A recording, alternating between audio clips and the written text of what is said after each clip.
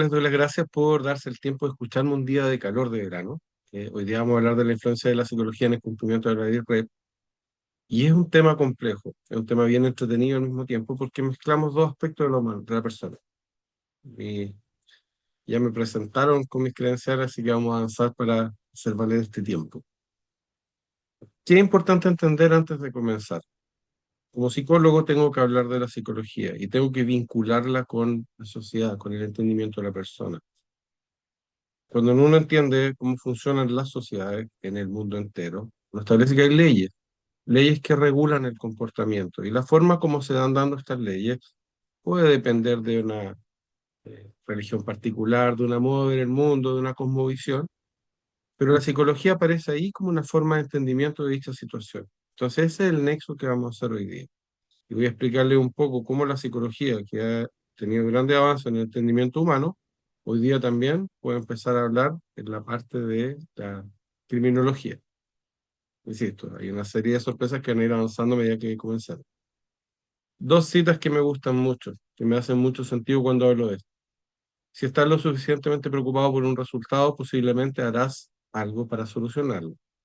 William James es uno de los padres de la psicología norteamericana, es uno de los padres de la forma de entender la mente humana como un proceso, y genera alguna reflexión importante de que hoy día, cuando vemos los desafíos medioambientales, cuando hoy día vemos cómo preocuparnos de nuestro planeta, desde el punto que estamos pensando en ello, estamos caminando hacia la solución.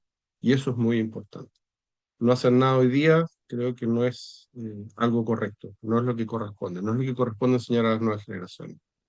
Y al lado aparece otra persona que yo creo que algo deben conocer, que dice que Einstein, que dar el ejemplo no es, o sea, dar ejemplo no es la mejor manera de influir en los demás, es la única manera.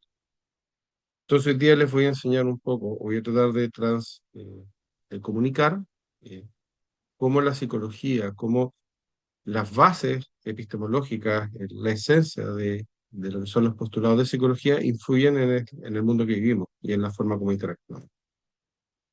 Ahora, sigamos avanzando. ¿Cuál es la estructura de la exposición del día de hoy? Primero vamos a hablar de la ley REP desde una mirada forense. ¿Y por qué es tan importante esto?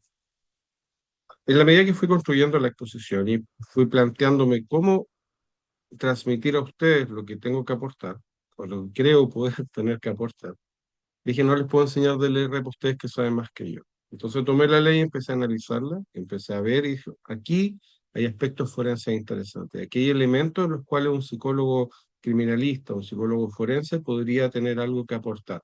Porque aquí hay un tema bien central, ¿ah? Cuando uno piensa en justicia, uno tiene que entender de que son abogados, un juez tomando una decisión y todo el resto somos los que aportamos eh, información, data, etcétera, para que se tome una decisión final. Entonces, desde la mirada forense, vamos a analizar los puntos más importantes para lo que es la ley REPS y no voy a entrar a enseñarles algo que ustedes ya conocen. Voy a entrar a analizar también lo que es la psicología humana y las bases teóricas más relevantes, una pincelada, obviamente. Vamos a hablar de la psicología forense y vamos a entrar a un mundo muy poco conversado, que es realmente importante, que es la psicopatología corporativa. Vamos a mencionar un par de desafíos futuros que creo que dan pie a las preguntas que Boris va a tener que modular después y finalmente vamos a hacer una reflexión dentro de este espacio de preguntas que es tan importante. ¿Qué es lo importante dentro de la ley REP para una mirada forense? No para ustedes que son especialistas en el tema, que están viendo el tema de la auditoría. Lo primero es que una ley de gestión de residuos de responsabilidad extendida del productor y fomento del reciclaje. Es decir, producto de esta necesidad de tener cuidado en lo que uno produce y lo que uno hace, se crea una ley que crea trazabilidad, seguimiento y todo lo que ustedes conocen. Entonces eso ya es importante porque nos crea un marco regulatorio para el comportamiento de las empresas. Y las empresas están configuradas por personas. Entonces un marco regulatorio también para las personas. El artículo primero, que es el objeto de la ley, que es la razón de ser de la ley, dice un concepto bien interesante. La presente ley tiene por objeto disminuir la generación de residuos y fomentar la reutilización, reciclaje y otro tipo de valorización, a través de la instauración de la responsabilidad extendida del productor y otros instrumentos de gestión de residuos con el fin de proteger la salud de las personas y el medio ambiente. Y aquí lo está con negritas porque esto es importante. Como les dije, un psicólogo forense, y ya voy a entrar al análisis después, busca ver cómo se transgrede la ley y cómo impacta. Entonces, el momento que el objeto es este, obviamente estamos hablando de un hito, un punto de análisis en la cual tenemos que ver si determinada conducta, determinada decisión o determinada acción afectó la salud de las personas o del medio ambiente. Y después, al final de esta exposición, les voy a presentar grandes ejemplos donde no se hizo eso. Lo segundo, el artículo 2 dice, el que contamina paga, y esa es una idea fuerza excelente, excelente, porque te dice claramente cuáles son las consecuencias. Y obviamente, del momento que se entiende esto como una internalización del costo de contaminación, significa que en tu proceso de cálculo, de análisis, en tu proceso de configuración de la empresa, el negocio o tu participación dentro del ciclo productivo, si quieres llamarlo de una manera, tienes que considerar que parte de tu inversión tiene que ser para reducir el costo de contaminación o disminuirlo al máximo, especialmente lo que son los residuos sólidos. Obviamente hay un montón de aspectos técnicos como qué pasa con el vapor que se libera o el vertido de líquidos, qué sé yo, que no me voy a meter porque no es mi área de especialidad como psicólogo forense. Pero el concepto central de hacerse responsable, esta maravillosa palabra norteamericana, la accountability, creo que es donde tenemos que poner atención. Que también es importante. Y aquí es claramente un mundo en el cual la criminología, la psicología forense atiende. Las sanciones. Cuando hablamos de que una infracción leve va a costar 1000 UTA, cuando hablamos que una infracción grave va a costar 5000 UTA, una infracción gravísima puede costar 10.000 UTA. Tú dices, ok, aquí está el norte del riesgo de cometer errores. Esta es la potencial consecuencia. En serio, sé que esto tiene análisis, sé que existen formas de cálculo que no son valores draconianos, sino que tienen que ser investigados, pero estoy pensando como psicólogo forense. No me quiero adelantar, pero cuando uno estudia el delito, uno sabe que entender las consecuencias del delito es clave. Les voy a nombrar un par de ejemplos bien simpáticos, y uno en particular que es muy bueno en póker, para poder permitirles comprender la forma que un criminólogo o un psicólogo forense analiza esta situación. Y el artículo 44 dice responsabilidad penal por el tráfico de residuos peligrosos, el que exporte, importe o maneje residuos peligrosos prohibidos o sin contar con las utilizaciones para ellos será sancionado con pena de presidio menor en su grado mínimo o medio. ¿Por qué dice no prisión? Porque puede ser reclusión nocturna en la casa, etcétera. Pero el punto está en que hay consecuencias. Cuando uno piensa en la comisión de crímenes, uno dice, hay que ver cuáles son las consecuencias asociadas, porque eso, teóricamente, a una persona normal, sin un cuadro clínico asociado, tiene un factor disuasivo. Desafortunadamente, para perfiles más psicopáticos, tiene un factor atractivo. Y ya les voy a explicar por qué. Psicología humana, básicas teóricas, psicología humana, bases teóricas relevantes. Tenemos que dividir el mundo en dos lados, Norteamérica, Europa. Voy a hacer obviamente un resumen parcelado y bien específico. Si quieren ahondar más en ello, ningún problema. Europa, primeras ideas del estudio de la psicología humana, Freud, psicoanálisis. Y empieza a entender dentro del mundo intrapsíquico de lo que sucedía dentro del individuo, cómo ocurrían las cosas. Si esta conducta pasa en la infancia, esta es la consecuencia adulta. Si este proceso interno, esta energía interna se mueve, repercute en determinada conducta. Y Freud sí, sembró los arales de la psicología y empezó a decir hay que pensar en el individuo para ver cómo se comporta. Estados Unidos, William James, John Watson, Skinner, Thorndike, Bandura, todos los que me gustan a mí, dijo, tenemos que entender la conducta humana como un proceso, como un estímulo que produce una respuesta, como un organismo que toma una decisión, como una ley de causalidad, y podemos empezar a intervenirlo. Y de ahí que los norteamericanos tenían comentarios como, entrégame un niño y lo puedo convertir en lo que quiera, porque si pongo los correctos estímulos, los refuerzos, los castigos, puedo manipular y modificar la conducta determinada. Insisto, estamos en los orígenes de la psicología. Hay muchos conceptos éticos que hoy día no se aplicarían, pero estamos dándole forma al entendimiento de la mente humana. Y cuando hablamos de eso, tenemos que traer a los grandes maestros. Tenemos que hablar eh, de Skinner y Watson, que son los dos primeros que están arriba a la izquierda, que en el fondo son los corrientes norteamericanas, que dicen modificación de la conducta. Determinado estímulo de tipo refuerzo aumenta la frecuencia de una conducta y determinado estímulo de tipo castigo produce la disminución de esa conducta. Su contraparte, Freud y Adler, que de hecho Adler también tiene mucha importancia en la psicología cognitiva norteamericana. Freud dice está todo en el intrapsíquico, dentro del ser humano.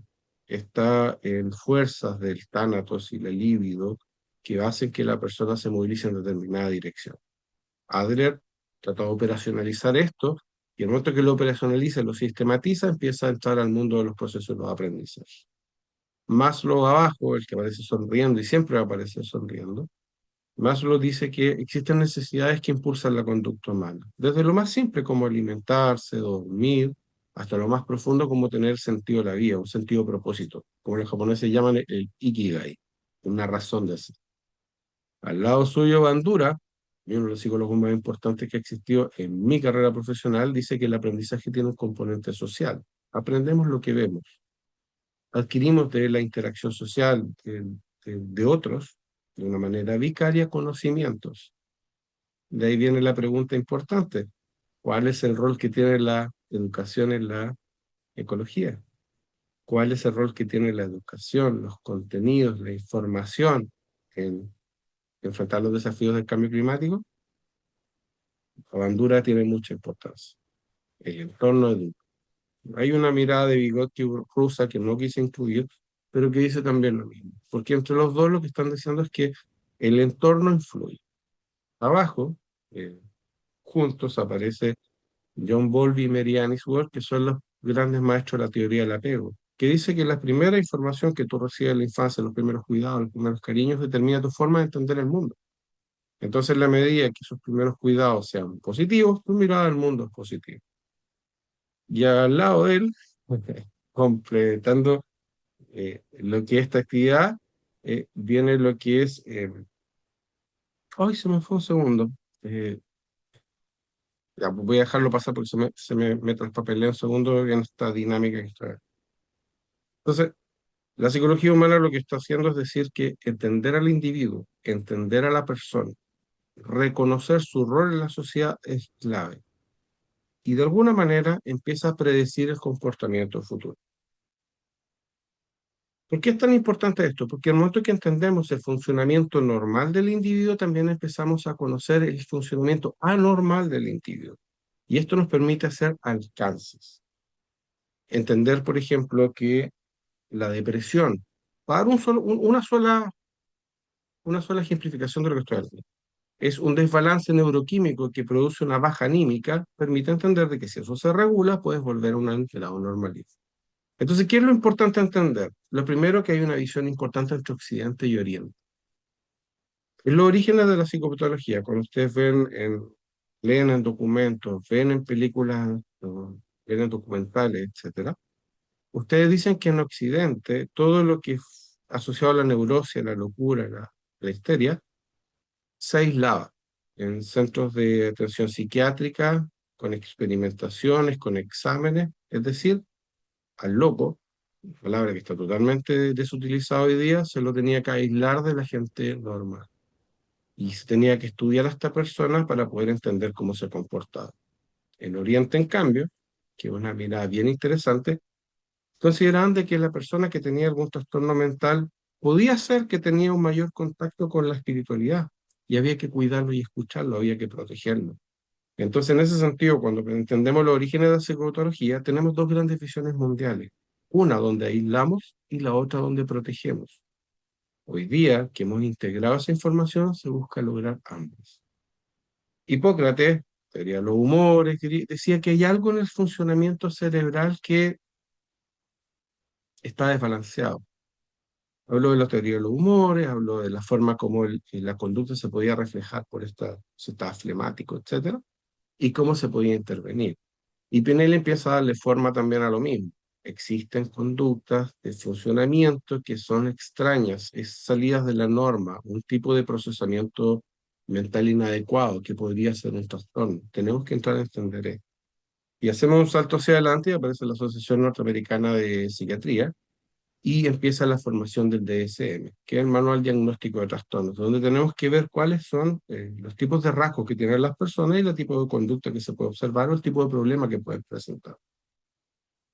No vamos a entrar en los debates respecto a quién financia esto, cuál es el objetivo de esto, simplemente tenemos que entender de que el interés por conocer el funcionamiento humano viene desde siempre y se ha ido especializando con el paso del tiempo. Y aquí entramos a un concepto que es bien simpático, que es la discriminación de lo normal y lo normal. Normalmente hablamos de lo normotípico, lo distinto, pero estadísticamente hablando es la mejor forma de comprender. ¿Qué es lo normal? Y yo que la mayoría está de acuerdo. ¿Qué es lo normal? Lo distinto a la mayoría. Entonces, cuando nosotros vemos cómo funcionan las cosas, vamos a tener claro que usando la curva de Gauss, que un 60 o un 65% de la masa se va a dirigir en una dirección y el otro 20 se va a ir a los extremos queriendo no dirigirse a una dirección particular. El funcionamiento dentro de las instituciones, dentro de las empresas, de las organizaciones va a poder decir que un 60% se ajusta a la norma, un 20% no quiere estar dentro del proceso y el otro 20% tener un funcionamiento anormal, distinto. Y aquí saltamos al siguiente nivel, lo funcional y lo disfuncional. ¿Y por qué estoy teniendo esta transición? Porque lo funcional es todo aquello actuar que se adapta a la realidad, que se adapta a la sociedad y cumple con los objetivos de la sociedad. Todos los que nos levantamos a una hora determinada, que trabajamos, que pagamos nuestros impuestos, que pagamos nuestros servicios y que de repente disfrutamos de lo que nos queda. Estamos en familia, viajamos, etcétera. Tenemos funcionamiento, o sea, tenemos una conducta funcional que no se adapta al entorno. Pero aquellas personas que por a veces motivo actúan distinto, pensemos en un paciente esquizofrénico que de repente pierde el control y que anda por la calle hablando con los árboles, es disfuncional. Es anormal y disfuncional. Anormal por lo estadístico, porque hasta un 5 o 7% de la ciudadanía sufre esquizofrenia, entonces no sería más que eso. Y es disfuncional porque no se adapta al entorno. Y aquí saltamos al último, que es lo patológico, que es cuando existe algo orgánico, por una experiencia traumática en la infancia, por un desorden estructural en el cerebro, por problemas maduracionales, por lo que sea, que en el fondo hace que la persona tenga un interés distinto, vea el mundo distinto, tenga una dirección distinta. Eso es lo patológico. Cuando aparece la palabra patológico, empezamos a entender, por ejemplo, los psicópatas. El último tiempo ha existido una discusión respecto a si es bueno o es malo que las plataformas hagan tanto documental respecto a asesinos en serie, porque produce un atractivo extraño. Estás viendo a una persona matar personas, pero te llama la atención la forma como se conducta, los rituales que practica. Y ahí estamos entendiendo conductas patológicas. Pero ¿son estas conductas patológicas exclusivas de los psicópatas? La verdad es que no. Por dar un ejemplo, también usando la contingencia, Jeffrey Epstein podría ser una conducta patológica también. La psicopatología de lo funcional suena extraño. Dije por primero que estaba lo normal y lo normal, después que teníamos lo funcional y lo disfuncional, y después que teníamos lo patológico. ¿Cuál es la psicopatología de lo funcional? ¿Cómo alguien que puede tener un juicio de realidad alterado, una motivación distinta, puede adaptarse a nuestra sociedad? Pero no es tan extraño. Edwin Sutherland, el año 40, en White Collar Crime, que fue un paper chiquitito que escribió dentro de una revista, dijo, aquí hay algo que no estamos viendo. Existen empresarios en este mundo que persiguen intereses distintos, que se motivan por cosas distintas, que no están tan interesados en pegarse a la norma, en cumplir con las leyes, no están tan interesados en pagar los impuestos, pagar las leyes sociales, están buscando un tipo de ganancia distinto. Y la motivación no está en el dinero, está en el vértigo que produce dicha negociación. El texto fue bien revolucionario porque decía, entre nosotros hay personas con las cuales tú conversas día a día, que vas a la iglesia, que hablas de fútbol, pero que por detrás están haciendo un par de negocios, que no están reñidos con lo correcto. Obviamente podríamos pensar al tiro en lo de Wall Street como un ejemplo particular de lo que Sutherland dijo en 1940. Herbie Keckley, en uno de los libros más grandes que existe, que se llama Mask of Sanity, dice en 1941 que más encima esto responde a ciertos patrones. Existen ciertas conductas clásicas que se presentan en las personas. Una forma, un arousal, que es un grado de activación frente a ciertas situaciones distintas, una visión distinta, un tipo de predador dentro, y lamentablemente, mm, sabiendo adaptarse a la sociedad, siendo funcional, logra esconder su naturaleza real. Es como estos memes que a veces vemos de la oveja, el lobo disfrazado de oveja dentro de la oveja, que saben cubrirse, saben manejar. Wall Street, otra película donde podríamos, Gecko, que podría también estar representando esto. ¿Por qué les preocupa esto? Porque decían los dos, tenían una coincidencia, incluso temporal. Estamos muy atentos a lo que son los trastornos de personalidad, estamos muy atentos a lo que es la depresión, la psicosis, las manías. Estamos muy atentos a lo que es el tipo de estimulación base para que un niño o un adulto sea funcional en la sociedad. Pero este tipo de personas que van a las escuelas con tu hijo, estudian en la universidad contigo, piden los créditos en el banco y hacen negocios, no están interesados en tener este camino, sino que están buscando una alternativa lateral, una satisfacción lateral. Y tenemos que entrar a analizar. Diversos estudios hay después, pero voy a saltar a Palhouse y Williams cuando hablan de la triada oscura del 2002. ¿Por qué? Porque ellos dicen, ya, esto es grave. Todos los estudios, todo lo que nos han advertido, tenemos que darle forma. Y Palhouse y Williams, cuando hablan de la triada oscura, dicen que el maquiavelismo, el narcisismo y la psicopatía son elementos claves de estas personas.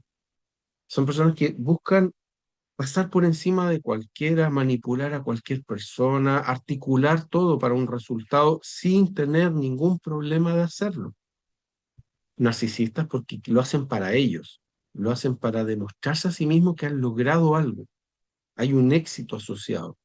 Y la psicopatía porque obviamente no les importa nadie más. Cuando hablamos de psicopatía, en un término práctico y funcional para esta exposición, tenemos que entender de que ese grado de conciencia que nos impide a nosotros tomar una decisión que pueda afectar a otro es un tipo de empatía.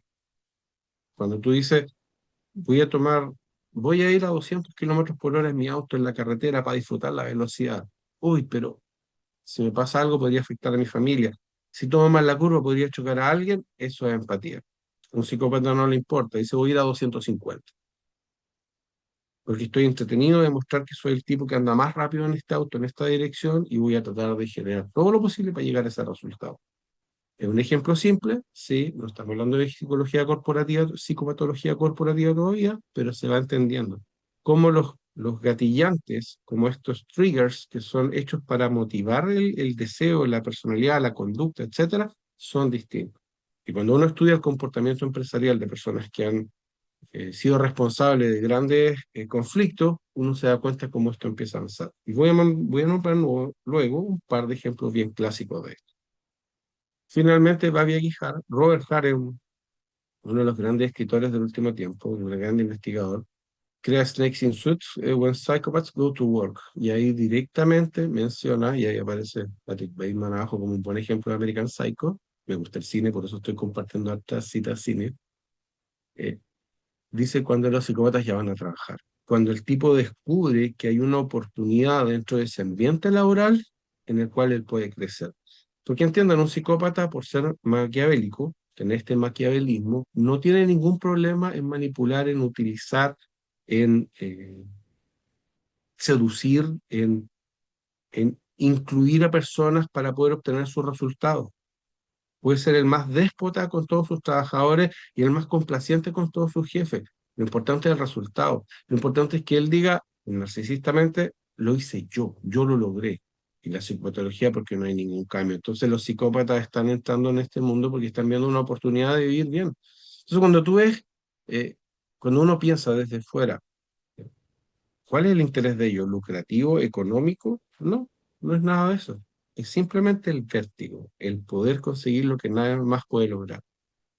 Ahora, ¿por qué la psicología forense tiene un rol tan relevante acá? ¿Y por qué la quiero conectar a la ley REP? Porque la visión clásica del delito dice que es una acción dirigida al propio beneficio del delincuente. Tengo hambre, me robo una gallina y me la como. Me falta plata, me robo una tele, la venda y lo uso. Entonces es un tema como de intercambio automático. Pero cuando la visión del delito es reiterado, cuando esta persona ya no lo hace única y exclusivamente, los estudios dicen que permite discriminar el delito como una oportunidad de necesidad en la que supone el que responde a variables internas del sujeto. Es decir, cuando a alguien ya no le importa el intercambio, sino que está satisfaciendo por algo más interno, podemos hablar de asesinos seriales, podemos hablar de fenómenos de crimen organizado y podemos hablar de narcotráfico. Por eso cuando nosotros vemos estos grandes eh, capos del tráfico de drogas, dicen este tipo tenía $1 billón, tenía 50 propiedades, tenía, no sé, tal control sobre tal zona. Y me dice, pero ¿qué tanta plata? Si ya podría vivir tranquila con ella. Porque el dinero no es lo importante. ¿Qué es lo importante? El proceso, la victoria, el abrir un nuevo mercado. Ahí es donde está el hambre. Y ahí tú dices, esto responde a algo más interno, no solamente el tamaño de la cuenta bancaria. Y cuando dicen, pero y pensemos más allá, entremos a la visión del crimen corporativo, realicemos las grandes empresas que tienen decisiones que, por ejemplo, van en contra del medio ambiente. ¿Por qué existen? ¿Cuál es su objetivo? Dicen, es un delito cometido por una persona de gran estatus y prestigio que comete actos ilícitos desde una posición aventajada.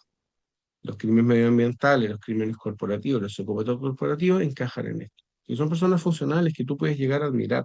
No voy a nombrar a nadie, no voy a traer a colación a ninguna figura famosa porque no quiero despertar una demanda, pero creo que entienden dónde va. Pero aquí hay una sorpresa.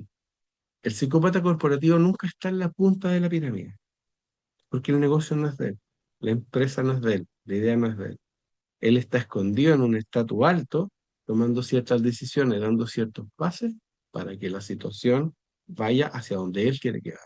Y el resto de las personas le agrada, a los jefes les gusta, a los dueños les gusta, porque este tipo da el 300%, sin saber que no lo hace por la empresa.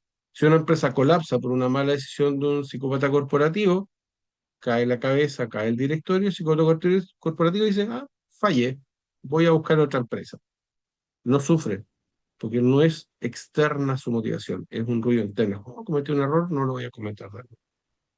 Y por eso es difícil de estudiar, porque hay que ver errores para poder reconocer dónde estuvieron. Ahora, por raconto, palabra literaria. Entonces, ¿cómo combinamos la ley REP con un negocio y con la psicología humana? ¿Cómo entendemos la forma de entender la sociedad, la forma de entender la vida? ¿Cómo entendemos la forma de interactuar responsablemente con el medio ambiente? Con una ley que nos permite, nos entrega alineamientos para poder cuidar el proceso productivo y el tratamiento de los residuos, con la idea de una obtención del negocio. Es súper simple. En una persona con un funcionamiento adecuado, con conciencia social, con conciencia medioambiental, le va a decir, voy a crear mi negocio, me voy a hacer cargo de los residuos, voy a respetar la ley REP y voy a contratar a personas que vayan en la misma dirección mía y tomen decisiones responsables y vamos a tener una tasa de rentabilidad determinada asumiendo estos costos. Pero de repente cometen el error y por recursos humanos meten al psicópata corporativo y el psicópata corporativo dice, pero existe una forma de ahorrarnos un poco de plata. Existe forma de hacer desaparecer eso sin que nadie se dé cuenta. Existe una forma de ir en contra de la ley REP en pro del negocio. Y si la persona no entiende y lo escucha, empiezan una serie de desastres que probablemente ustedes deben conocer mejor que yo, que veo cosas clínicas, forenses y ambientes intracarcelarios. Un poco de historia reciente. Y aquí hay dos que me gusta siempre mencionar y son como mis eh, se bajo la manga. Bhopal, India, el 2 del 12 del 84, Union Carbide, Warren Anderson. ¿Qué significa esto? Voy a resumirlo brevemente, voy a resumirlo súper psicológicamente, poco ingenierilmente. Union Carbide, empresa de pesticidas, en Virginia, tiene una empresa espectacular. Juguemos con números de fantasía, pues no me acuerdo los reales. Tenía una planta de $60 millones que producía 10 toneladas de pesticidas y funcionaba súper bien. Todo controlado con personas capacitadas. Entonces un día dicen, portamos mucho Oriente, quizás deberíamos hacer una planta en Oriente. ¿Cuánto costó nuestra planta? 60 millones de dólares. Perfecto. ¿Cuánto produce? 10 toneladas. Perfecto. Vámonos a Bhopal, vámonos a India. ¿Cuánto vamos a invertir? 25 millones de dólares. Pero no costaba 60, sí, 25. ¿Y cuánto vamos a producir? 50. Pues no producíamos 10. Y la cadena de malas decisiones que toma Warren Anderson y la serie de errores productivos que existe hace que la planta con MIC colapse, explote y produce 25.000 muertos y 500.000 afectados producto del el metil hizo no sé cuánto se llama me lo aprendí por MIC. ¿Qué significa esto? ¿Qué significa que una persona, con tal de aumentar la rentabilidad, pone en riesgo una comuna que está lejos de su casa? No hay psicopatía corporativa ahí, no hay una decisión poco ética, porque si la planta hubiera dicho, vamos a invertir los mismos 60 millones de dólares que tenemos, y vamos a producir los 10, vamos a ahorrarnos en costos de traslado, vamos a ahorrar muchas cosas y vamos a tener alta rentabilidad. Pero no, la culpa es de la corrupción que nos permite en India hacerlo más barato, la culpa es de el análisis. Piensen que habían estudios que decían de que los equipos que habían sido utilizados de la Primera Guerra Mundial de Rusia, de la Segunda Guerra Mundial de Rusia, o sea, equipos de mala calidad. Entonces hay alguien que no le importó el impacto del medio ambiente, pensó solamente en salirse con la suya y dejó. En Alaska, Exxon Valdez, el 24 de 3 del 89, pasó algo súper parecido. Se derramaron 37.000 toneladas de petróleo con un impacto sobre 2.000 kilómetros de costa. 37.000 toneladas. ¿Y por qué pasa esto?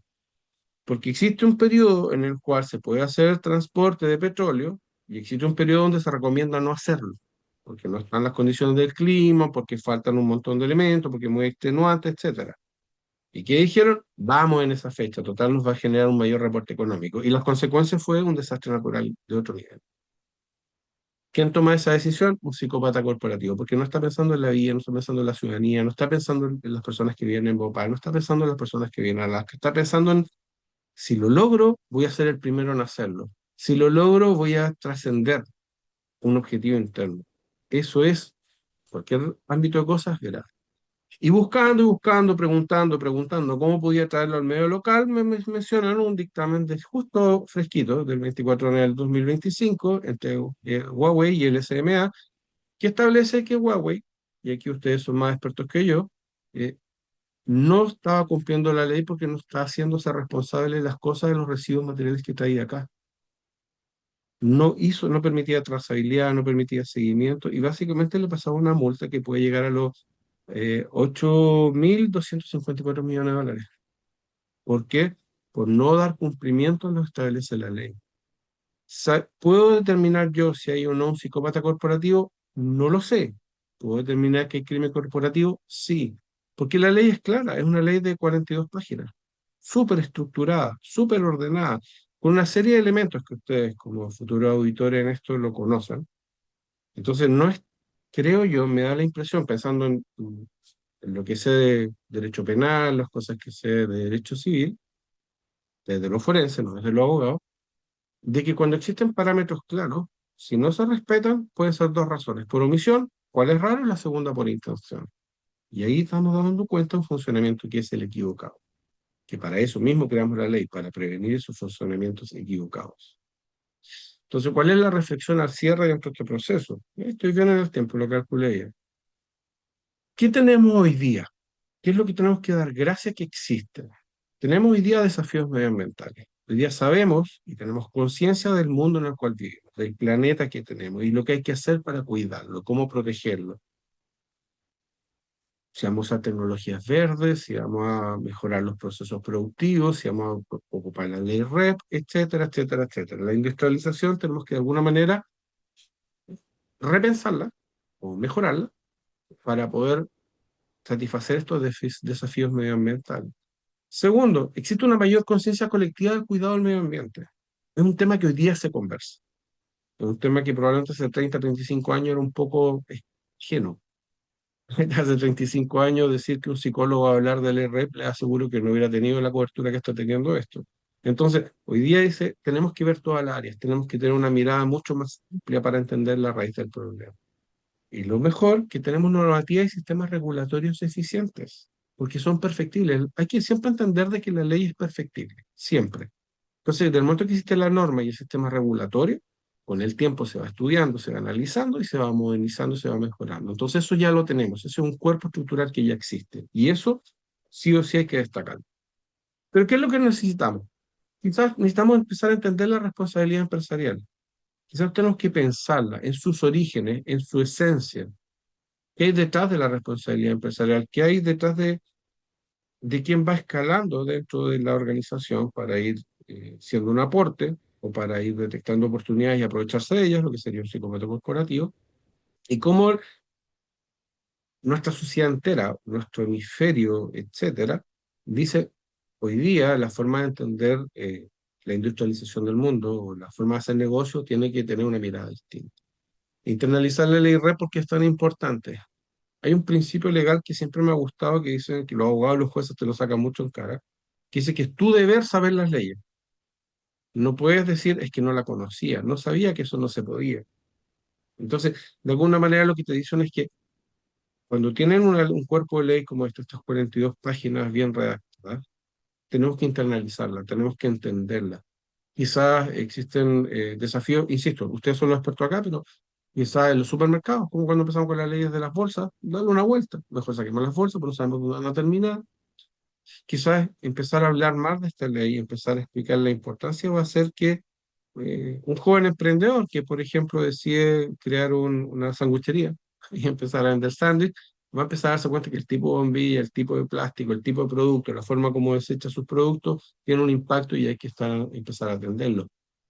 Me acuerdo rápidamente, estos procesos de biodiesel, cuando empiezan a reciclar los aceites quemados, como una forma de decir, es mucho mejor que lo reciclen, que lo den una nueva vuelta a tirarlos por el desagüe. Y básicamente tenemos que prevenir la transgresión. Porque cuando hablamos de ecología, cuando hablamos de medio ambiente, etcétera, etcétera, etcétera, tenemos que entender que las transgresiones tienen un costo inmediato y un costo a mediano y largo plazo. No, esto no es como un delito de un robo de una gallina que usábamos recién, que bueno, pues repongo la gallina y listo. No, aquí hay una situación que puede tener consecuencias a largo plazo muy, muy graves. Y ejemplos de eso, insisto, ustedes deben ser más expertos que yo en ello. Pero la psicología humana, que es donde yo me compete, dice que el ser humano tenemos un grupo que entiende, que comprende, que se motiva, y otro grupo que siempre va a ver la variante. Un grupo menor, minoritario, que actúa por instintos más internos, por pulsiones más, un loco de control muy interno que se satisface y se excita y se activa por la transgresión del delito, por el desafío.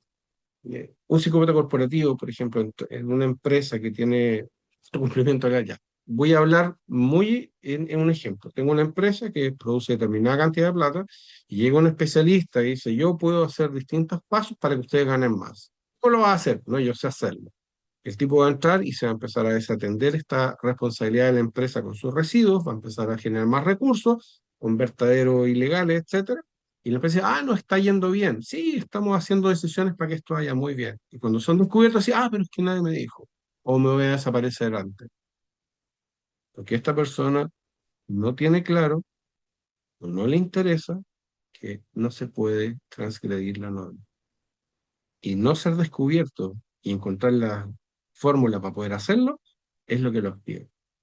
Por eso internalizar la ley, tener una responsabilidad empresarial va a ser de que la persona diga no, el gerente diga no, no me interesa cambiar mucho el sistema que tengo, menos si no tengo muy claro cómo vamos a mejorar. Hasta ese momento, creo que hay una mirada más o menos completa de lo que es el rol de la psicología en el cumplimiento de la ley. Doris, Natalia, si es que hay preguntas, encantado de intentar responderlas. Sí, Patrick, muchísimas gracias por la presentación primero. Hay algunas preguntas, incluso hay harta gente que participó varias veces. Ya, Y hay una importante, creo yo, que parte de la primera sección de tu presentación. Y tú hablabas de la psicopatía corporativa. ¿Hay estimulantes de esa psicopatía corporativa? Porque como tú bien dijiste, muchos son funcionales, ¿cierto? No aparecen hasta el momento en el que la situación como que gatilla ese comportamiento psicopático. Entonces hay una persona que es Juan Berríos que pregunta si, por ejemplo, el consumo de drogas puede como exacerbar o que aparezca más fácilmente ese comportamiento psicopático o no, digamos, o hay alguna ya, otra condición. ya, mira. Ya, súper buena pregunta, súper buena pregunta. Y ahí se metieron a mi terreno, eso es lo que me gusta. Si me hacían una pregunta de ley rep, me sacaban de mi área de confort, así que eso era muy mala idea. Mira, la psicopatología, los cuadros psicopatológicos parten de la primera infancia y se van estimulando en el tiempo. Puede haber un trastorno, puede haber un accidente, puede haber un desarrollo, un desorden orgánico, etcétera.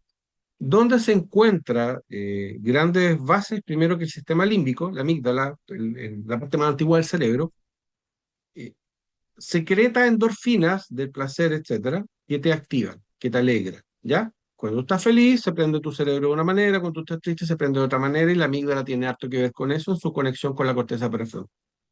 El psicópata tiene eso cortado, no se activa, no se alegra, no se estimula. Es solo racional, es como una inteligencia artificial. Solo dice, esto se puede hacer. Si tú vas por los, si va el jefe de una división con otro jefe de otra división, y desde la otra jefe de la otra división es psicópata, y este no le dice, oye, sabes que nunca nadie ha podido cerrar el negocio con Irán, porque si nos pilla Estados Unidos, nos va a llegar. El psicópata corporativo dijo, ajá, ya tengo un nuevo desafío, vamos a ir al miércoles. Se va a encargar de llegar.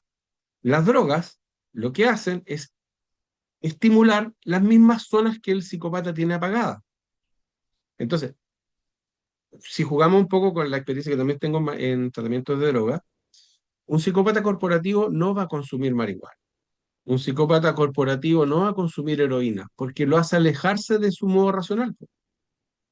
¿Cuál va a ser su mejor amiga? La anfetamina y la cocaína, porque eso lo hace andar a 300 por hora, lo hace no quedarse dormido. Entonces, ¿la droga estimula? No, la droga es como un mejor amigo.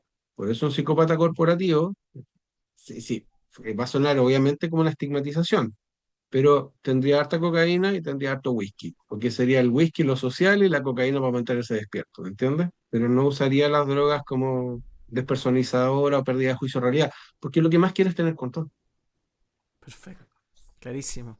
Oye, otra pregunta que aparece acá interesante que lo hace Rocío, tiene que ver con un caso muy histórico, además en Chile, que tenía que ver con clases de ética cuando se metió en Mm. un juicio por ahí. Y la pregunta de fondo es, ¿cómo está tergiversada la ética? ¿No es relevante la ética a la hora de los psicópatas corporativos, digamos? No, O sea, de otra forma, si tuviéramos que castigar a alguien con la ley REP, ¿serviría de algo darle clases de ética? no, no, de hecho un psicópata, ya, si jugáramos un poco con la psicología ficción, que bien entretenida, un psicópata corporativo diría, voy a calcular este negocio, voy a lograr que la empresa gane tantos millones de dólares, voy a tener ciertos logros que nadie más consiguió, y si me logran multar con una clase ética, fue el negocio perfecto, porque Porque no no va a tengo que afectar pagar ni nada. una multa y no pasé en la cárcel. Y son 3 horitas que puedo estar sentado ahí y ojalá con otros empresarios para hacer otros negocios. No, la ética y la moral, ¿qué es? O sea, aquí alguien con el conocimiento de filosofía me va a matar por lo reduccionista. Pero la ética y la moral, ¿qué es? Es empatía social. Son códigos morales, éticos, principios fundamentales de convivencia que de alguna manera te hacen obligatoriamente entender de que tu libertad termina donde empieza la del otro y bla, bla, bla. Para un psicópata corporativo eso no existe. ¿Por qué va a existir? Si el objetivo central es él, si por esencia es narcisista. Pero no este narcisista caricaturizado, así como que se ve al espejo, vanidoso, no. Es simplemente el estar sentado en la cama pensando, ya, ¿qué voy a hacer ahora para entretenerme? ¿Qué voy a hacer para activarme? Que como no tienen esas emociones empáticas, necesitan tener vértigo, necesitan tener emociones fuertes, necesitan ganar en algo. Mira, hay una escena que la conversaba con un amigo, Felipe Sando, creo que lo conoce, que hablábamos de la escena de American Psycho cuando comparan las tarjetas de presentación. Estas Para el psicópata corporativo, la tarjeta de presentación no importa si es bonita, si es blanca, si la letra, no. Está viendo cuál es la mejor llave para acceder al siguiente negocio. Entonces, si alguien dice, oye, tu tarjeta de presentación es preciosa, le da lo mismo. Él dice, tengo una mejor llave para poder llegar a un lugar que no puedo acceder. Perfecto. Oye, está súper interesante. Hay varios comentarios al respecto que dejan reflexionando mucho. Y hay uno que me parece, lo hace Javiera, una de las últimas preguntas que aparecen. Tiene que ver con qué pasa con el resto de las personas que están rodeando a este psicópata corporativo. O sea, qué pasa como tú dijiste, no siempre está en la punta de la pirámide. ¿Qué pasa con ese de la punta de la pirámide? ¿Qué rol debería jugar? ¿Qué pasa con sus pares? ¿Qué pasa con sus subordinados, digamos? ¿Cómo juega el resto de la gente, comillas, normal, al lado de un psicópata corporativo? Existen varias formas de presentarlo, pero ve de la siguiente manera. El psicópata, en un tablero de ajedrez, el psicópata corporativo es la mano que mueve las piezas. Si eres peón, subalterno, vaya al sacrificio. Y si ando con suerte, logro coronar. Si eres alfil, te tengo que cuidar un poco más. Si eres caballo, eso. Pero el psicópata corporativo está ahí. Y lamentablemente, quien le da la posibilidad al psicópata corporativo es el dueño, que este tipo está ganando los partidos. Con un psicópata corporativo, que puede ser un jefe de división, un jefe de logística, insisto, si a alguien le cae un poncho, no fue con esa intención. Estamos claros. El jefe de operaciones, él va a hacer que todos los empleados funcionen para su resultado. Y los superiores, el jefe económico, etcétera, el dueño, etcétera, que no se den cuenta. Entonces el dueño le van a decir, mira, tengo dos caminos, uno que te puedo contar para que salgamos iguales y otro que no te cuento y vamos a ganar por 10. Ya no me cuenten nada, dale. ¿Y está bien? Sí, claro que está bien, obvio. Si lo voy a hacer con Carlito, con Claudio y listo. Perfecto, ahí están los 10, perfecto. Y el tipo no tiene idea de lo que pasó. Entonces ahí viene la responsabilidad profesional. ¿Hasta qué punto el directorio tiene que estar diciendo, oye, pero a ver, cuéntala? ¿Sabes a qué se podría parecer esto? Y como que me prendiste la luz cuando aparece en la tele las famosas inversiones. Entreguen su plata y en el fondo le vamos a multiplicar una tasa de interés que tiene 3 veces lo que da el banco, con una estafa piramidal genial. ¿Qué es lo que hacen? Un psicópata económico que está buscando que las personas crean que 3 se puede convertir en 50 súper fácil. Ahí tenés un claro ejemplo de cómo articula el sistema para poder ganar. Buenísimo. Oye, hay una pregunta de Denise que dice, ¿qué reacción podría esperarse de un psicópata corporativo delatado en una auditoría? Lo va a negar absolutamente y si es bueno va a tener un montón de leverage, ¿cachai? Para poder dominar a las personas para que no hablen. Va a funcionar sobre la lógica de las manipulaciones. Estamos jugando como en el mundo del cine, ¿ah? Pero un psicópata corporativo que descubre que su jefe, por ejemplo, es medio infiel, lo va a llevar a casas de ambiente y le va a sacar hartas fotos. Entonces, cuando el jefe le diga, oye, ¿sabes qué? Creo que tu negocio está equivocado, le dice, ah, ¿sabes qué? Tengo el teléfono de tu esposa y tengo estas fotos. Di lo que tú quieras.